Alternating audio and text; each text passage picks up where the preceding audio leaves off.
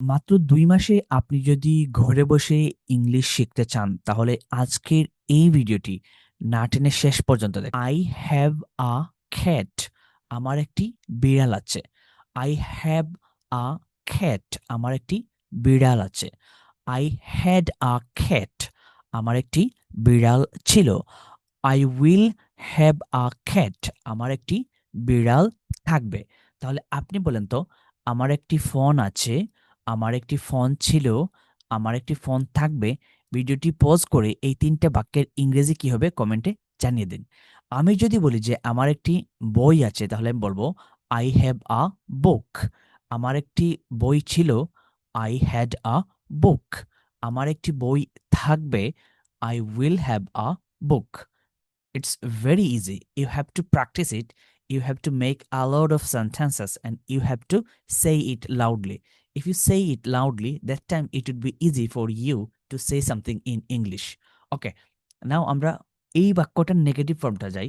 এটাকে যদি আপনি নেগেটিভ করতে চান, তাহলে আপনাকে বলতে হবে জাস্ট এই হ্যাভ এর আগে আপনাকে বলতে হবে do not. I mean don't have. একসাথে বললে আপনি শর্টলি বললে এভাবে বলতে পারেন যে I don't have a cat. আমার একটি বিড়াল নেই। তাহলে বলেন আই হ্যাভ আ ক্যাট। আমার একটি বিড়াল আছে। I don't have a cat. আমার একটি বিড়াল নেই। তাহলে এবার আসেন এখানে বলি আই হ্যাভ অ্যান এক্সাম। আমার একটি পরীক্ষা আছে। I have an exam. আমার একটি পরীক্ষা আছে। তাহলে আমার একটি পরীক্ষা নেই। I don't have an exam. আমার একটি পরীক্ষা নেই।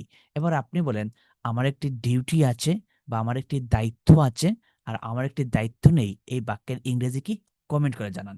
এবার আসলে আমরা একটু অতীতে যাই। I had a cat. আমার একটি বিড়াল ছিল। এটাকে যদি আমরা নেগেটিভ করতে চাই, তাহলে আমাদেরকে বলতে হবে আই ডিডন্ট হ্যাভ। তবে মডার্ন ইংলিশে অনেকে কিন্তু হেড নোটও বলে। সো হেড নোট আপনি বললে যে একবারে ভুল হবে এরকম না, তবে আপনি ডিডন্ট হ্যাভ বলার চেষ্টা করবেন। I didn't have a cat. আমার একটি বিড়াল ছিল না। আপনি এখন বলেন তো আমার একটি আইফোন ছিল না। এই বাক্যের ইংরেজি কি? I didn't have an iPhone. Okay. তারপর দেখেন আমার একটি পরীক্ষা ছিল। I had an exam. আমার একটি পরীক্ষা ছিল। এটা হচ্ছে পজিটিভ বাক্য। এটাকে নেগেটিভ করলে আমরা বলবো I didn't have an exam. আমার একটি পরীক্ষা ছিল না। ওকে, এবার আসেন আমরা একটু ফিউচারে যাই। I will have a cat. আমার একটি বিড়াল থাকবে। আমার একটি বিড়াল থাকবে না। I will not have a cat. এখানে উইল নটকে আপনারা ওন্ট বলতে পারেন। I won't have a cat. আমার একটি বিড়াল থাকবে না। তারপর দেখেন I will have an exam. আমার একটি পরীক্ষা থাকবে। আমার একটি পরীক্ষা থাকবে। তাহলে আমি যদি বলি আমার একটি পরীক্ষা থাকবে না, তাহলে কি হবে? I won't have an exam. আমার একটি পরীক্ষা থাকবে না। আশা করি যে আপনারা এই স্ট্রাকচারটা ধরতে পেরেছেন এবং এই স্ট্রাকচার দিয়ে আপনার অসংখ্য বাক্য প্র্যাকটিস করলেই কিন্তু আপনার জন্য ইংলিশ শেখাটা অনেক অনেক সহজ হবে।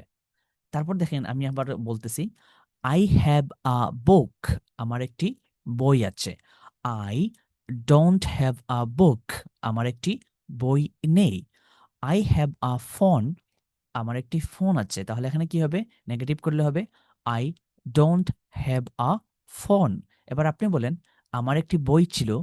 I had a book. আমার একটি বই ছিল না। আই ডিডন্ট হ্যাভ আ বুক। ওকে। আমার একটি ফোন ছিল। I had a phone. আমার একটি ফোন ছিল না। I didn't have a phone. আমার একটি বই থাকবে। আই উইল হ্যাভ আ বুক। এখানে থাকবে বা হবেও বলতে পারেন। আমার একটি বই হবে। I will have a book. আমার একটি বই থাকবে না। I won't have a book. আমার একটি ফোন থাকবে। I will have a phone. আমার একটি ফোন থাকবে না। I won't have a phone. আশা করা যায় এই বাক্যগুলো প্র্যাকটিস করার মাধ্যমে আপনি কিন্তু খুব সহজে ইংরেজি শিখতে পারবেন। তবে একটি ইম্পর্টেন্ট বিষয় সেটা খেয়াল রাখবেন, সাবজেক্ট যদি থার্ড পারসন সিঙ্গুলার হয়, যেমন হি, শি, ইট, এইগুলো হলে তখন আমরা হ্যাজ বলবো। যেমন তার একটি বিড়াল আছে। He has a cat. He has a cat. অতীতে এবং ভবিষ্যতে দুই ক্ষেত্রে কিন্তু সেম থাকবে, কোনো চেঞ্জ আসবে না, সাবজেক্ট যাই আসুক। সো আপনি শুধু প্রেজেন্টটা খেয়াল রাখবেন। হি এখানে হ্যাজ নট বলতে পারেন, আবার বলতে পারেন যে he doesn't have a cat, তার একটি বিড়াল নেই। He doesn't have a cat. আর ফার্স্ট পারসন সেকেন্ড পারসন এগুলো যদি হয় হোক সেটা সিঙ্গুলার প্লুরাল, যেমন আই ইউ অথবা যে কোনো প্লুরাল নাউন, সেক্ষেত্রে আমরা নেগেটিভ করলে বলবো ডু নট। যেমন আমি, তুমি, আমরা, এবং দুনিয়ার যত প্লুরাল সাবজেক্ট হবে তার সাথে আমরা কি বলবো, হ্যাভ। আর সাবজেক্ট যদি হয় হি, শি, ইট অথবা যে কোনো সিঙ্গুলার সাবজেক্ট, সেক্ষেত্রে আমরা বলবো হ্যাজ, এবং নেগেটিভে বলবো doesn't have. Okay, does not have. He has a cat, তার একটি বিড়াল আছে।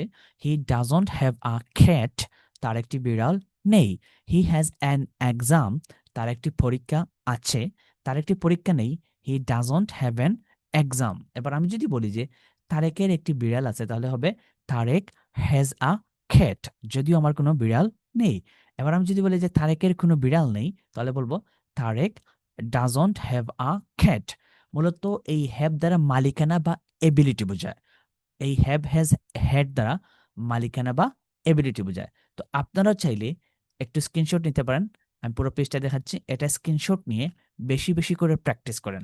Most of the students are making mistakes when it comes to third person singular subject. So আপনি কি করবেন, এই হি, শি, ইট দ্বারা প্র্যাকটিস করার চেষ্টা করবেন।